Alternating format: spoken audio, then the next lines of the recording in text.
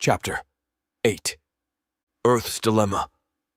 On Earth, the recent surge in Nexuser's demands for more fighters to be supplied to the Drakzarians had set off a chain of alarm and consternation within the corridors of power.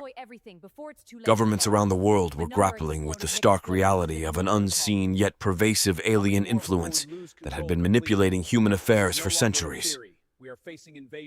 In a secure conference room, leaders of various nations sat in an emergency summit filled with urgency and apprehension.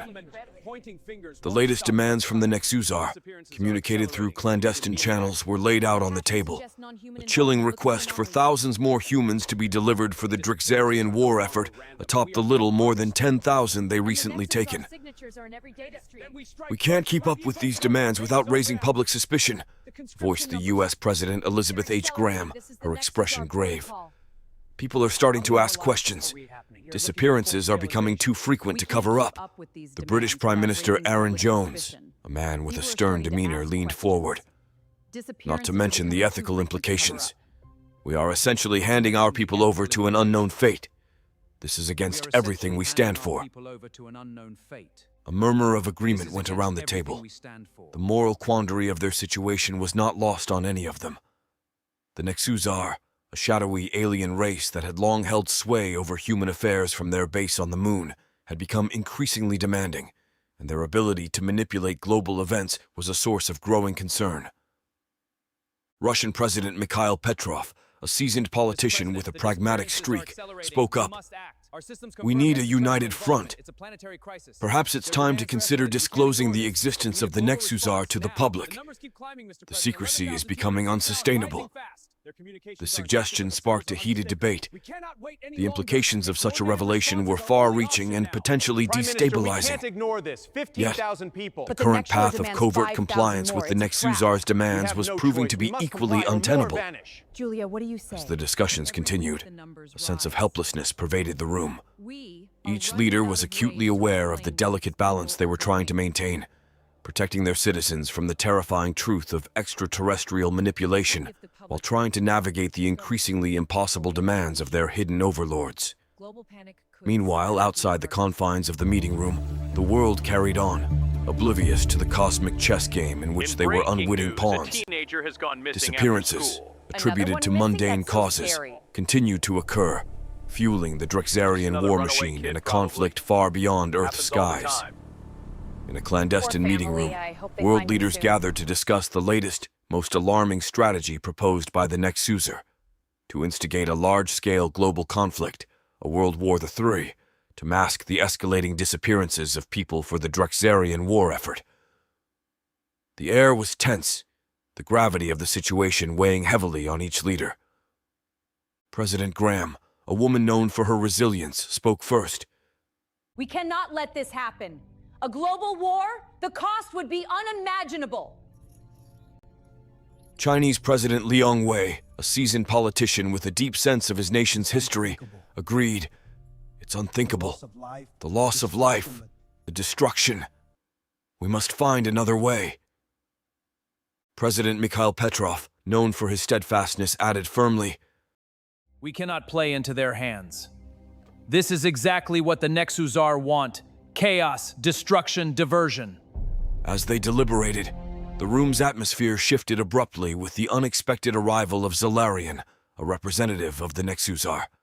His entrance was as silent as it was imposing. "You will do as instructed." Drakzarian's voice resonated, cold and commanding. "You are in your positions of power because we placed you there. We have been manipulating tensions, using your media and social networks to create the perfect pretext for conflict. It is time for you to fulfill your purpose."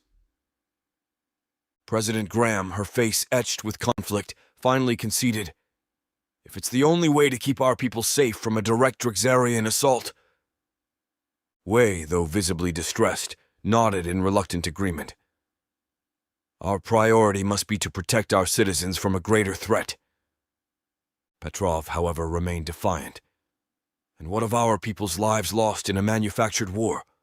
How do we justify that?" Drakzarian's response was chilling. "If the Drakzarians do not receive what they want, they will come. And when they come, they will take what they need, destroying the delicate balance of your world society. The choice is yours, but the consequences of defiance are far more severe. The room fell silent, the leaders grappling with the impossible choice before them. To instigate a global war was unthinkable, yet the threat of a Drakzarian intervention was even more catastrophic. Each leader was trapped in a dilemma with no right answer, their positions of power reduced to mere pawns in the grand scheme of the Nexusar and Drakzarians. In the secure conference room, the discussion grew tense as they tried to devise a strategy to meet the Nexusar's demand for 1 million new conscripts without triggering World War III. There has to be a way to achieve this without a global war. We can't be responsible for such a catastrophe.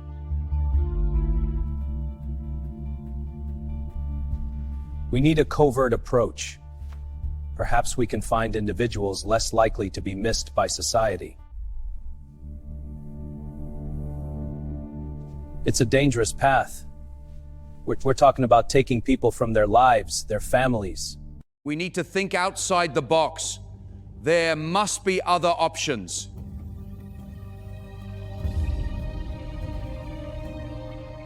What if we create a facade of a rise in voluntary departures?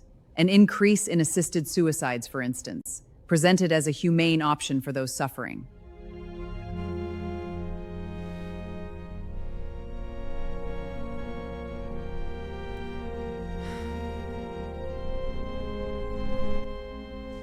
It's manipulative and morally questionable.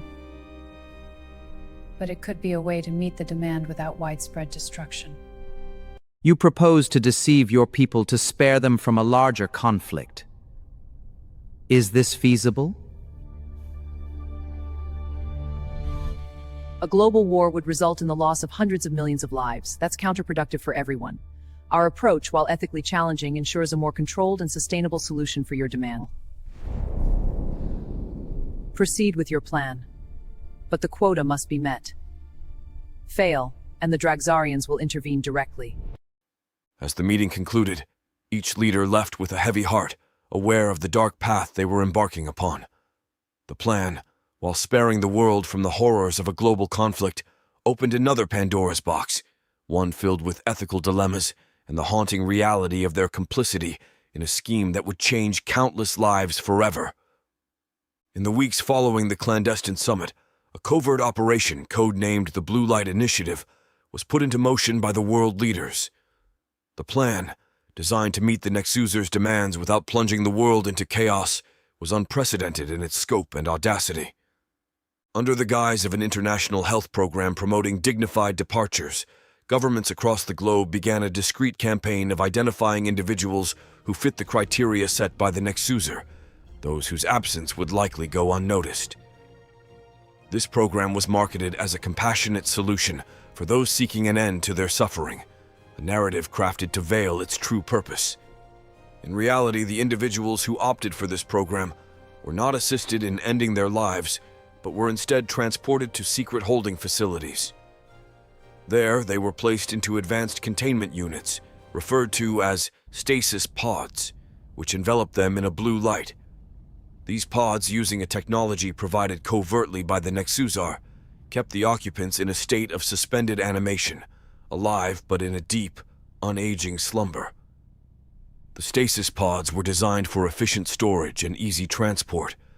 Lined in rows within the hidden facilities, they gave off a soft, pulsating glow, creating a surreal landscape of light and shadow. The sight was both haunting and mesmerizing. Hundreds of lives, paused in time, awaiting their unknown fate.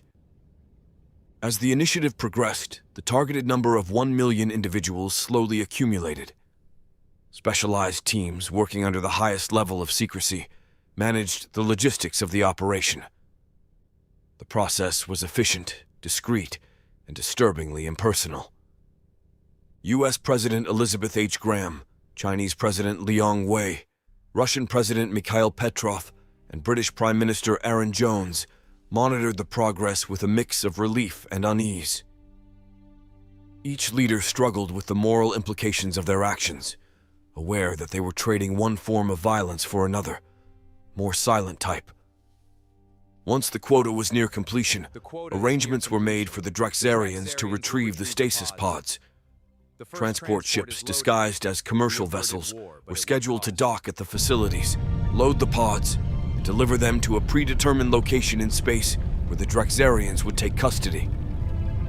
As the first transport ship was loaded with its cargo of human lives suspended in blue light, the gravity of what had been done weighed heavily on those overseeing the operation. They had averted a global war, but at the cost of 1 million souls who had unknowingly become part of an interstellar transaction.